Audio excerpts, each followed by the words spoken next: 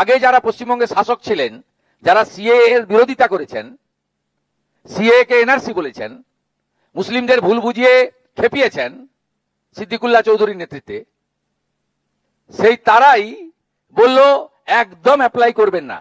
এ তো একটা মিথ্যার উপরে দাঁড়িয়ে এত বড় অধিকার, এই অধিকার থেকে আপনাদেরকে বঞ্চিত করা হয়েছে।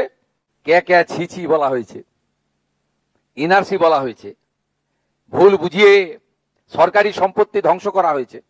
তৎকালীন মুখ্যমন্ত্রী নিজে মিছিল করেছেন সিটির মোড় থেকে শ্যামবাজার পাঁচমাথার মোড় এই সিএ এর বিরুদ্ধে।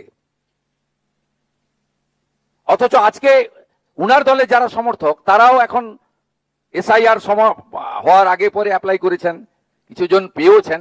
এভাবে তো হয় না। সরকার তো নীতি তৈরি করে সকলের জন্য, কোন একটা নির্দিষ্ট দলের জন্য, ব্যক্তির জন্য নীতি তৈরি হয় না। বিগত সরকার সিএ এর বিরোধিতা করেছে। তারা বলেছে শুধুমাত্র এই সিএ কিছু হয় না বলে, আপনারা তো নাগরিক, আপনারা বার্ধক্য ভাতা পাচ্ছেন, রেশন পাচ্ছেন, লক্ষ্মী ভান্ডার পাচ্ছেন, আবার কিসের নাগরিকত্ব?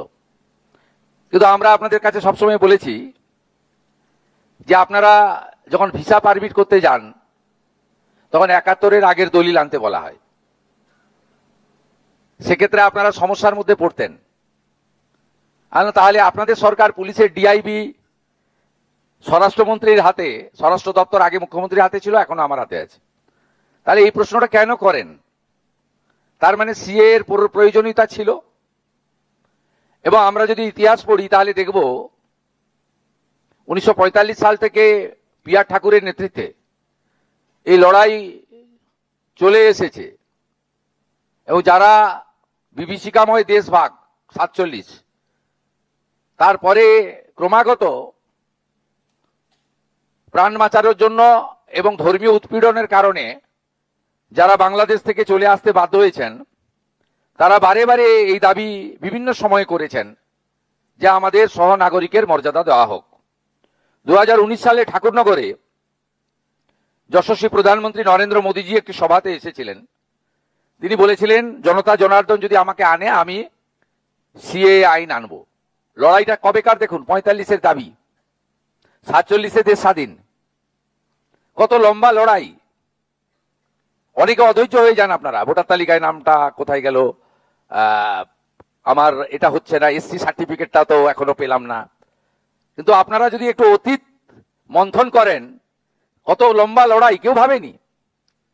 অনেকে এসেছে, অনেকে গেছে। যিনি 19-এ কথা দিয়েছিলেন তিনি কিন্তু জেতার পরেই লোকসভার দুটো আপনার কক্ষেই পাস করিয়ে দেন। এবং এই আইনে কোথাও বলা ছিল না যে মুসলিমদের নাগরিকত্ব কেড়ে নেওয়া হবে। আজকে আমি ধন্যবাদ জানাই তৃণমূলের মুসলিম এমএলএরাও এসেছেন। তারাও হয়তো বুঝেছেন। সেই সময় আপনি বলুন কত ঘটনা 19 সালে পশ্চিমবঙ্গে ঘটেছে, অশান্তি। হাজারদুয়ারি ট্রেন পুড়েছে, সাঁতরাগাছিতে বাস পোড়ানো হয়েছে। মুসলিমদের বোঝানো হয়েছিল যে এটা এনআরসি, কিন্তু এই আইনের কোথাও লেখা ছিল না যে কারো নাগরিকত্ব কেড়ে নেওয়া হচ্ছে। এই আইনে লেখা ছিল যে যারা ধর্মীয় সংখ্যালঘু, তারা আফগানিস্তান, পাকিস্তান, বাংলাদেশ থেকে ভারতে যারা এসেছেন 2014 সালের 31 ডিসেম্বর পর্যন্ত, তাদেরকে ভারত সরকার সহ নাগরিকত্বের মর্যাদা দেবে। ভারতবর্ষের সব রাজ্যে, গুজরাটে, রাজস্থানে, সেখানে ভারত সরকার রাজ্যকে দিয়ে দিয়েছে। ডিস্ট্রিক্ট ম্যাজিস্ট্রেটরা তারা দ্রুত হিয়ারিং করে নিষ্পত্তি করছে। এখানে আগের সরকার বিরোধ করেছে, তারা চায়ও নি, নেয়ও নি, ভারত সরকার দেয়ও নি। তা আমরা সরকারে এসেছি মাত্র 11 মাস। আমরা মোট এখন অবধি সিএ সার্টিফিকেট দেওয়া হয়েছে 23,956 জনকে। এই 11 সপ্তাহে আমরা দিয়েছি 5,966, এবং মোট আবেদনকারীর সংখ্যা 2,30,605। আমরা আজকে সার্টিফিকেট দেব অনেককে।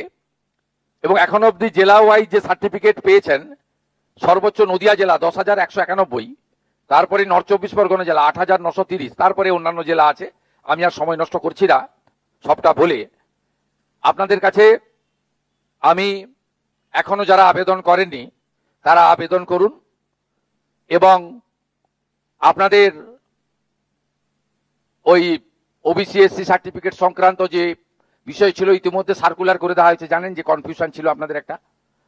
দ্বিতীয় হচ্ছে 2014 পরে যারা এসেছেন তাদের জন্য 1 সেপ্টেম্বর 2025 ভারত সরকার আরেকটি নোটিশ করেছে, 31/12/2024 পর্যন্ত তাদের এই সিএ এর আওতায় আনার কথা বলা হয়নি আপাতত, কিন্তু বলা হয়েছে কোনো পুলিশই হয়রানি তাদেরকে ভারতবর্ষের কোনো পুলিশ করবে না, পশ্চিমবঙ্গ পুলিশও করবে না।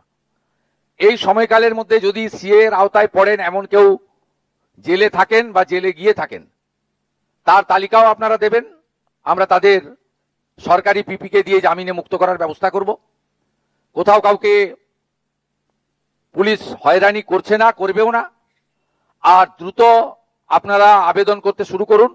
মাননীয় কেন্দ্রীয় স্বরাষ্ট্র মন্ত্রীর নেতৃত্বে হাই লেভেল টিম পশ্চিমবঙ্গে 3 সপ্তাহ ছিলেন, অনেকগুলো পয়েন্টে আলোচনার সাথে সাথে সীমান্ত সুরক্ষা সহ তারা আমাদের বলেছেন। গতকাল আমি স্বরাষ্ট্র সচিব কেন্দ্রীয় ফোন করেছিলাম যে আমরা কতদিনের মধ্যে গুজরাট রাজস্থানের মতো আমাদের হাতে পেয়ে যাব, পশ্চিমবঙ্গ সরকারের হাতে, অর্থাৎ আমরা ডিএম সাহেবদের দিয়ে বা ডিএম ম্যাডামদের দিয়ে দ্রুত নিষ্পত্তি করতে পারবো অতি দ্রুততার সঙ্গে। উনি আমাকে টেন্টেটিভ বলেছেন যে প্রক্রিয়া শুরু হয়েছে, আগামী 1 মাসের মধ্যে আপনারা পেয়ে যাবেন। আমরা পেয়ে গেলে আমরা দ্রুততার সঙ্গে 6 মাসের মধ্যে যত সিএ আবেদনকারী আছে আবেদনকারীদের আবেদন নিষ্পত্তি করব।